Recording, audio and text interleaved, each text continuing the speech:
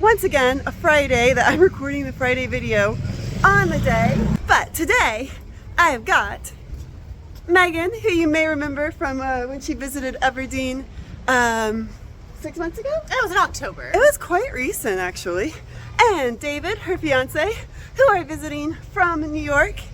And we are on our way to Versailles, where we're gonna do all the typical Versailles things, obviously. But I'm also gonna show you guys one of my favorite bits of Versailles that not everyone does.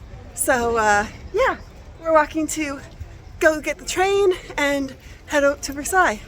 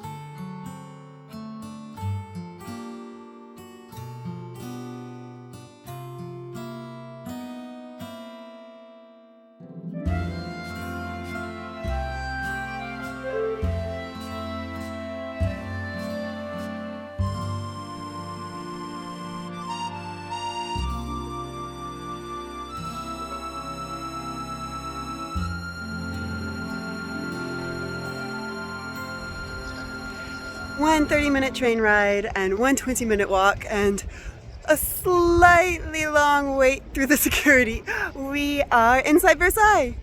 And it's actually really nice because I haven't been inside the chateau for at least since before COVID, at least 4 or 5 years.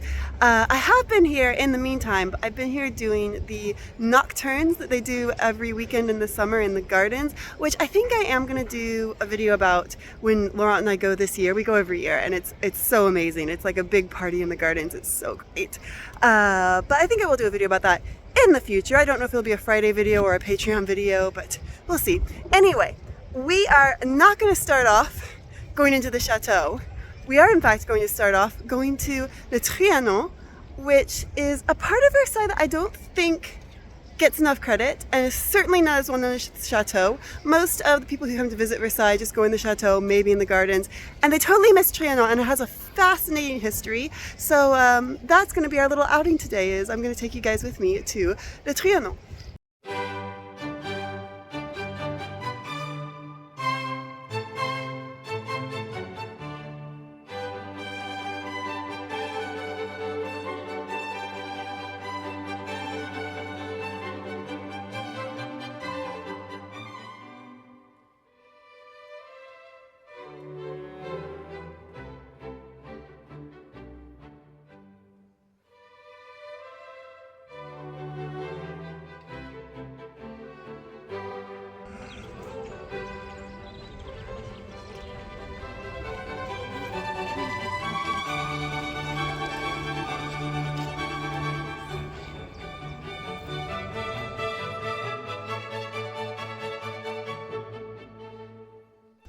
Actually been to Trianon in several years, and I had forgotten that it is a bit of a long walk.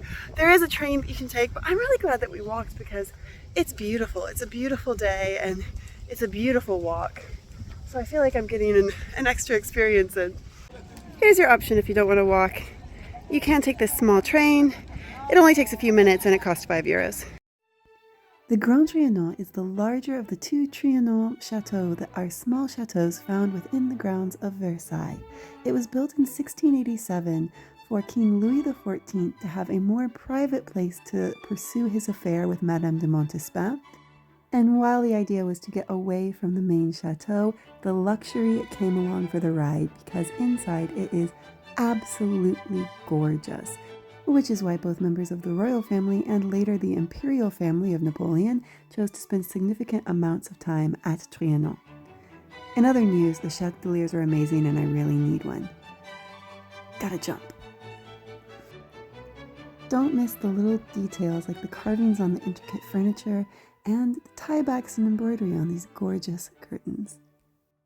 I just want to point out this trim work here because this is something I really want to try at Everdeen. This is actually a wood trim that's painted to look like marble. I think that the color in this really pops out and actually makes the marble illusion more convincing. I really want to try something like this at Everdeen. Maybe not trim, but something. Maybe even a furniture. I don't know yet, but it looks like it'd be really fun to play with. I read that Trianon is designed in an Italian style, and when you walk out on this walkway, you can really feel it. But then you look over into the garden, and that is a 100% Versailles garden. Unmistakable.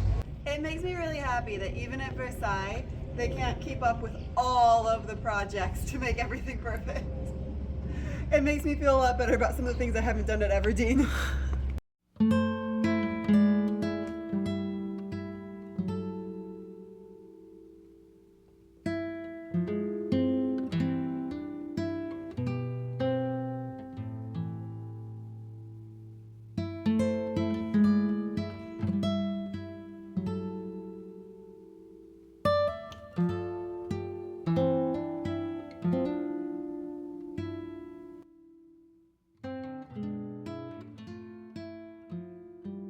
We're walking on to our next stop, which is the second and smaller of the two Trianon palaces, the Petit Trianon.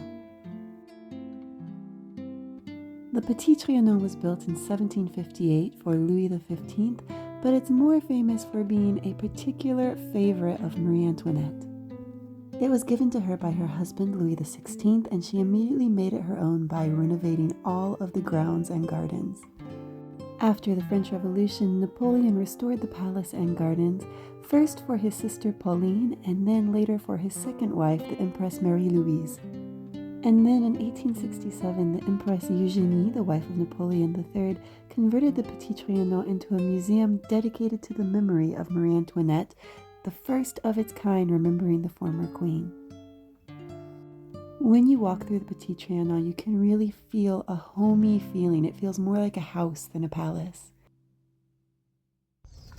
The Petit Trianon and the Grand Trianon are gorgeous and well worth a visit, but I'm going to finish up by showing you something that is really unique about this part of Versailles. This is Le Hameau de la Reine, or the Queen's Hamlet or small village. This was a favorite escape of Marie Antoinette and her close friends to escape court life and feel like they were in a small village in the middle of the countryside. This tiny faux village was built between 1783 and 1786. Members of the court might be invited for dinner or to view the various buildings of the village, including the working dairy, the model dairy, the fisherman's cottage, and the guard house. The tower overlooking the lake is called the Marlborough Tower and referenced a popular song of the time. The Hameau also included a functioning farm a little ways outside of the main village, and although it is a popular rumor that Marie Antoinette and her friends would play at being very, let's say, posh farmers, that's actually a myth, and the farm was instead meant to be an educational tool to show the children how people lived outside of the court, as well as the basics of farming, and this is not in the history, but I'm gonna guess also just some cute animals because, kids. The village had massive repair works done by Napoleon, and then again in 1930 a massive restoration project was undertaken, but the farm almost disappeared during the course of the 19th century until it was reconstructed in 2006 as a home for animals looked after by the Foundation for Animal Welfare. Goose not included. Walking through this little village that was so important to Marie Antoinette, I feel like I get kind of a sense of who she might have been as a person and how she might have viewed her world. Well, I think that's where we're going to leave it for today because this is such an idyllic spot. I don't think I can top it. It's been such a lovely day of visiting the Grand Trianon, the Petit Trianon, and the Hameau de la Reine. If you're come to Versailles, honestly, see the Chateau. The Chateau is stunning, but don't miss this because it is really an amazing experience in itself. Before I go, I'm just going to remind you guys to please do remember to subscribe. What a surprise. I've never ever said that before. But seriously, subscribing really helps with the YouTube algorithm and with keeping you guys up to date on all the different stuff that we're doing at Everdeen and all around France and places like this. And also, if you subscribe, then maybe you could also click that like button because that would be very helpful as well. And finally, I want to say a big thank you to our patrons whose names are at the bottom of the screen right now, because the patrons, you guys are the best. You guys are helping out in so many ways, and it's really nice interacting with you guys. If you want to become a patron and interact a bit more with me and Laurent and the helpers and Megan and David and all the crew around here, then there's a link to the Patreon in the description. And with that, I think that's pretty much covered it all. I'm going to have a little sit down and rest my feet, and I will see you guys next time.